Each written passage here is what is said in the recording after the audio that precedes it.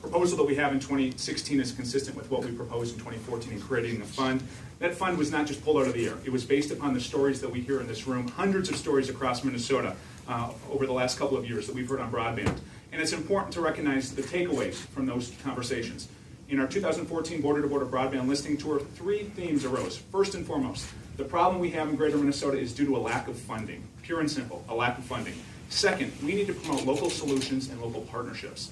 And third and foremost, folks said this time and time again, folks are tired of talking about the problem. We need to act. There is a sense of urgency to get this done, to level the playing field, to make broadband the great equalizer in greater Minnesota.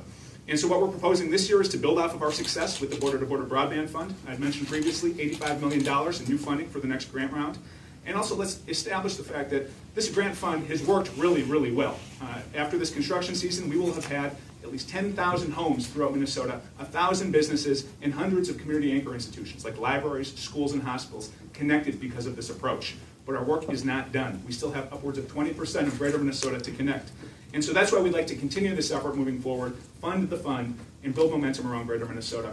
I'd like to allow my colleagues to say a few words, and then we'll open it up for questions.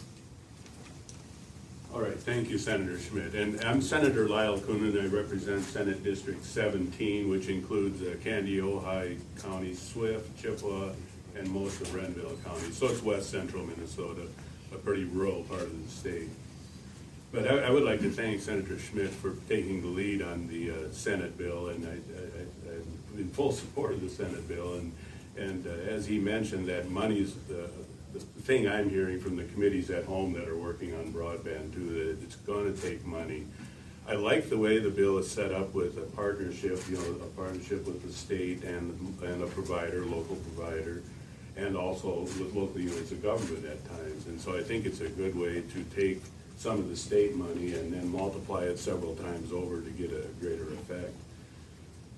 But, with my visiting with people about this subject, I find that we kind of live in 2 Minnesotas. One Minnesota that has pretty decent broadband service, and another part of the state that has none or very poor service.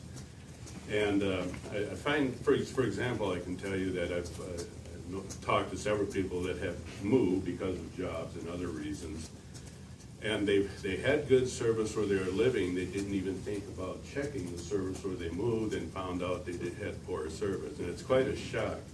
I think that people expect to have broadband service the same as they expect to have electricity or water, and I don't think there's anything wrong with that. That's a goal we need to be working on. At times I'll hear some people argue that that a lot of times the broadband use is primarily Netflix or gaming, stuff like that. In other words, it's play. But so we really don't need such high speeds. But I would argue, does anybody look at electricity that way? All we really need is lights and to heat the house. So why provide more electricity? It just doesn't make any sense.